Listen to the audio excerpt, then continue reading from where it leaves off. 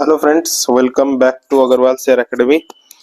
आप सबको पता होगा मार्केट में भी क्रूड ऑयल का जो मार्केट है, इसमें प्राइस में, इसका इंडेक्स में बड़ी गिरावट देखी गई है।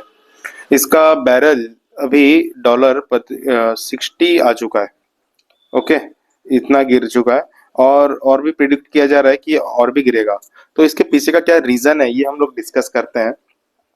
अब ऑयल प्राइस बिलो 60 पर डॉलर पर barrel to lowest in 2021।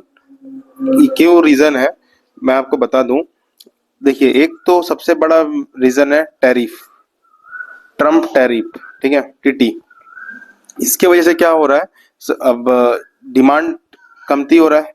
Demand कमती होने की वजह से आपका एक्सपोर्ट कमती होगा। एक्सपोर्ट कमती होने से आपका जो मार्केट में डिमांड था ऑयल का, ट्रांसपोर्ट के लिए जो लगता था या फिर कोई भी चीज के लिए, वो चीज कटेगा, घटेगा। साथ में और भी देखा जा रहा है, सऊदी अरब,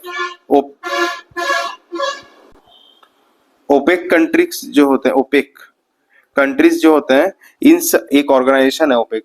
इसमें 13 मेंबर्स हैं, 13 कंट्रीज हैं। ये सभी कंट्रीज को बताता है कि आपको इतना प्रोडक्शन करना है, इतना प्रोडक्शन करना है। क्यों? मार्केट में ऑयल का प्राइस वो मेंटेन कर पाए। ओके, एक प्राइस मेंटेन कर पाए।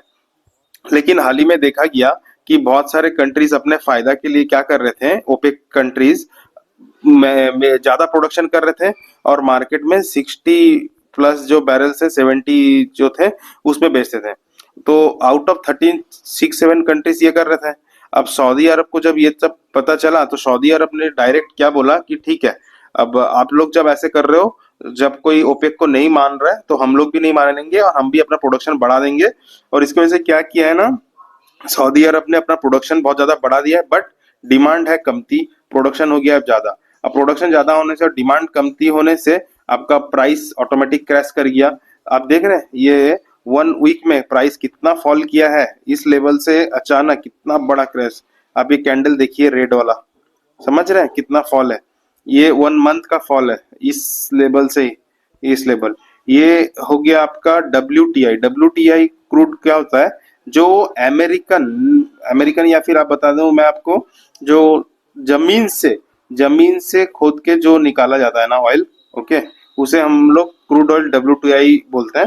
और जो समुंदर से निकाला जाता है ना, उसे हम लोग ब्रंट ऑयल बोलते हैं। इंडिया में वैसे ये जो ग्राफ है ये ज्यादा रिलीवेंट होता है। और क्या, ये मैं एक बस जानकारी के लिए बता दिया। तो आप इसमें फॉल देखिए, क्या मेजर फॉल है। ये 1 मंथ का चार्ट है, इसमें फॉल देखिए।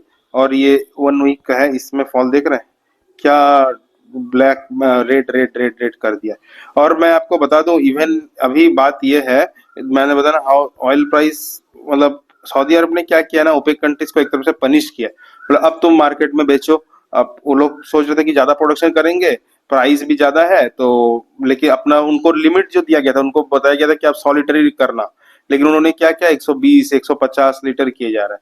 सऊदी अरब को पता चला तो बोला ठीक है, हम भी प्रोडक्शन बढ़ाते हैं, जिसकी वजह से मार्केट पूरा फॉल कर गया। अब करो। तो ये एक बहुत बड़ा मेजर रीजन है। साथ में टैरिफ, इसी की वजह से आपके जो BPCL, GAIL, oil India, ONGC, infrastructure, Reliance Industries, सब में मेजर देखिए 3.5 5%, 7 7.5% का फॉल। ठीक है। अब गोल्डमैन सैक्स जो है ये बोल रहे हैं कि ये अपना एक प्रिडिक्ट किए हैं इन्होंने कि क्रूड ऑयल का जो प्राइस है वो डॉलर, मतलब $40 प्रति बैरल से भी नीचे चल जाएगा। एक्सट्रीम कंडीशन अगर ऐसा ही चलता रहा तो। ठीक है, मैं आपको अभी लाइव दिखाऊं, 1 सेकेंड। अभी लाइव में देखिए 60 के नीचे ऑलरेडी आ चुका है। ओके, तो अगर यही ईगो का खेल चलता रहा तो लेकिन तब क्या होगा ना, तो ये प्राइस और भी घटेंगे। लेकिन इंडिया क्या है ना, इंडिया अपना 85% इम्पोर्ट करता है। इंडिया के लिए तो ये अच्छा ही है, क्योंकि 85% अगर हम इंपोर्ट कर रहे हैं, इंपोर्ट करने से अब अगर प्राइस क्रैश कर गया, मैं 65 रुपये में इंपोर्ट करता था, अब मुझे, सॉरी, मैं 75 में इंपोर्ट करता था, अब मुझे 60 के आसपास या 57 के आसपास मुझे इंपोर्ट करना पड़ेगा। तो ये जो गैप है मेरे लिए ये सेविंग्स है। ठीक है, ये मेरे लिए सेविंग्स है। और बताया जा रहा है कि इसकी वजह से क्या होगा ना, हमारा जो RBI का रेपो रेट में कट भी देखने को मिल सकता है। ठीक है, तो ये एक पॉजिटिव चीज है इंडिया के लिए तो। और इंडिया ना, आपको मैं बता दूं, ये जो रेट गिरा ना, इसमें 13,000 करोड़ रुपया, 13,000 करोड़, इतना ये एक दिन में बचा सकता है इंपोर्ट। अगर जितना ये प्राइस घटेगा, $1 का अगर प्राइस घटता है ना, तो इतना रुपया बचाता है। ठीक है, अगर सोचिए इतना डॉलर अगर घट गया, तो 1,30,00,000, 1,30,000 करोड़ बचा सकता है।